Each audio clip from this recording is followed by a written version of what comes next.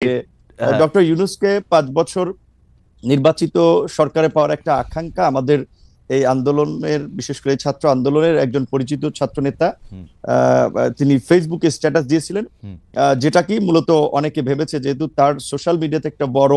Fan followers আন্দোলন কেন্দ্রিক আছে, অনেকে সেটা কপি করেছে, প্রচার করছে, ভাবছে যে যেহেতু তারা এই আন্দোলনের একটা পরিচিত মুখ বা পরিচিত নেতা, কাজে এটা হয়তো তাদের দৃষ্টিভঙ্গি, এবং যেহেতু তাদের মধ্যে আবার সরকারেও তাদের দুজন এখনো প্রতিনিধি আছে, 3জন ছিল, একজন পদত্যাগ করে দল গঠন করেছে, অনেকে ভেবেছে তাহলে এটা বোধহয় এই সরকার ছাত্র নেতা তাদের একটা মনোভাব, তো কাজে এইটাকে পাবলিকলি এন্ডোর্স করা বা এটার পক্ষে জনমত গঠন করা, এইরকম ভাবেও কেউ কেউ ক্যাম্পেইনটা করতে পারে। তবে এটার সরকারের পক্ষ থেকেও জানানো হয়েছে যে এই ধরনের চিন্তা ভাবনা তাদের নাই। দ্বিতীয় কথা, সরকারের যদি থাকেও, এখানে আমি কিংবা সাকিব ভাইয়ের মতো আমরা যারা একটা গণতান্ত্রিক ব্যবস্থার জন্য আওয়ামী ফ্যাসিবাদের বিরুদ্ধে লড়াই করেছি, তারা তো সেটা কখনোই মানবো না, কাজে এই ক্যাম্পেইনের পক্ষে থাকার প্রশ্নই ওঠে না। এবং আপনি কি চান যে আপনি বলছেন যে ক্যাম্পেইনের পক্ষে, আপনি চান যে ডিসেম্বর বা জুনের মধ্যেই নির্বাচন হোক, সেটা আপনি চান? আচ্ছা, আমার পজিশনটা বলছি, আপনার দুইটার একটু উত্তর দিয়ে আসি। আর সেকেন্ড একটা ক্যাম্পেইন যেটা বলেছেন যে বিএনপির যেসব নেতা ইলেকশনের জন্য খুব সরব এবং সোচ্চার, তাদের বিষয়ে নানান ধরনের একটা ক্যাম্পেইন আবার চলছে, অনেককে হেয় করা হচ্ছে, নানানভাবে প্রশ্নবিদ্ধ করা হচ্ছে। এটা কিছু লোক এগুলো ছড়াচ্ছে, কেউ কেউ রাজনৈতিক ইন্টেনশন থেকে, কেউ কেউ তাদের নিজেদের একটা ফায়দা নেওয়ার জন্য। ধরেন যখন একটা অনির্বাচিত সরকার থাকে তখন কিন্তু কিছু লোকেদের কদর বাড়ে, কিছু লোক সুযোগ সুবিধা নিতে পারে, কাজেই সেই কমিউনিটির লোকজন কিংবা সেই গ্রুপটা তো চাবে যে এই ধরনের একটা সরকারকে জগা খিচুড়ি কিংবা এ ধরনের একটা মানে জনপ্রতিনিধিবিহীন ইলেকশনবিহীন যদি সরকার রাখা যায়, তাহলে তো সেখান থেকে তারা ফায়দা টাদা নিতে পারছে, তারা ব্যবসা বাণিজ্য, কেউ কেউ দল গঠন করতে চাইলে বা দল করতে চাইলে সেখানে তারা সময়টাকে কাজে লাগাতে পারছে। এই ধরনের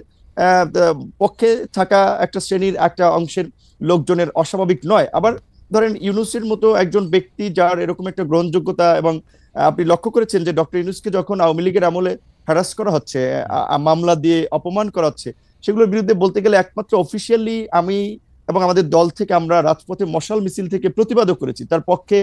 অনেকে আদালতে গিয়েছেন, সেটা ভিন্ন বিষয়। আমরা নৈতিক জায়গা থেকে তার পাশে দাঁড়িয়েছিলাম। তিনি যে আজকে সরকার প্রধান হবেন সেটা কিন্তু আমরা কখনো কল্পনাও ওইভাবে করি নাই। তো তিনি হয়েছেন,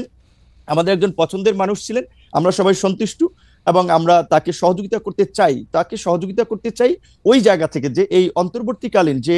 এই ফ্যাসিস্ট সরকার পালিয়ে যাওয়ার ফলে যে একটা সাংবিধানিক এবং রাজনৈতিক দেশের সংকট তৈরি হয়েছিল, এই পরিস্থিতি থেকে উত্তরণের জন্য এবং জন আকাঙ্ক্ষার একটা অবাধ সুষ্ঠু নিরপেক্ষ নির্বাচন করার জন্য আমরা একজন নিরপেক্ষ ব্যক্তিকে ইমাম বা নেতা বানিয়েছি, যে তিনি জনগণ এবং রাজনৈতিক দলগুলোর প্রতি ইনসাফ করবেন, একটা সুষ্ঠু নির্বাচনের পথে দেশকে এগিয়ে নিয়ে যাবেন। এবং আমাদের যে প্রত্যাশা যে রাষ্ট্রের কিছু মৌলিক সংস্কার, যেটা গত 16 বছরে আওয়ামী লীগ রাষ্ট্রের চরিত্রটাকে নষ্ট করে একটা ফ্যাসিবাদী রাষ্ট্রে পরিণত করেছে,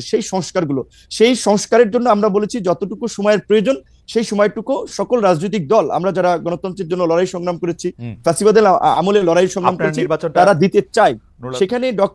ডক্টর ইউনূস সাহেব যেহেতু নিজেই বলেছেন যে আপনারা যদি ডিসেম্বর কিংবা বেশি সংস্কার চাইলে আরো 6 মাস তার মধ্যে একটা নির্বাচন হবে, তো আমার মনে হয় যে ডক্টর ইউনূসের কোনো ক্ষমতার লোভ নাই এবং তিনি ক্ষমতায় থাকতে চাবেন না। তবে তাকে ঘিরে কিছু মানুষ একটা প্রত্যাশা কিংবা চাওয়া, সেটা আপনার যৌক্তিক কারণে কিংবা তাদের সুবিধার কারণে চাইতে পারে, তবে ডক্টর ইউনূস আমার মনে হয় সেই পথে হাঁটবেন না। এবং আমার ধারণা ডিসেম্বর কিংবা জানুয়ারি কিংবা মার্চ এপ্রিল নাগাদ নির্বাচন ডক্টর মোহাম্মদ ইউনূস চাচ্ছে না, আমরা যতদূর ওটাও জানি। স্বাভাবিকভাবে তিনি একেবারেই ইলেকশন দিয়ে এই বিতর্কের মধ্যে ঢুকবেন না, এবং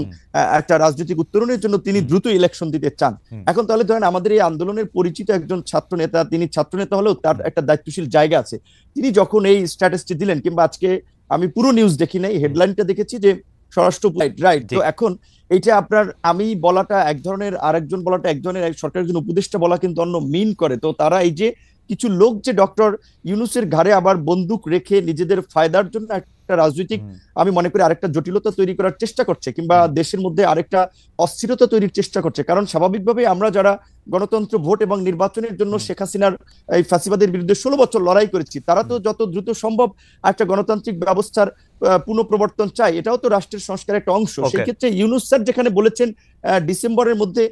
কিংবা প্লাস মাইনাস 6 মাস, সেক্ষেত্রে আমি মনে করি এখন যেহেতু আমাদের সংস্কার কমিশনের জাতীয় ঐক্যমত্য যে কমিশন, তারা ইতিমধ্যেই সংস্কার নিয়ে রাজনৈতিক দলগুলোর সাথে সমঝোতার সংলাপ শুরু করেছে, সেক্ষেত্রে সরকার যদি চায় তাহলে ডিসেম্বরের মধ্যে নির্বাচন হতে পারে, সেটা কিন্তু অস্বাভাবিক না। আর নির্বাচনটা যত তাড়াতাড়ি হবে সেটা দেশের জন্য মঙ্গল হবে। নির্বাচনবিহীন দেশের গণতন্ত্র, স্বাধীনতা, সার্বভৌমত্ব নিরাপদ নয় আমরা মনে করি যেটা।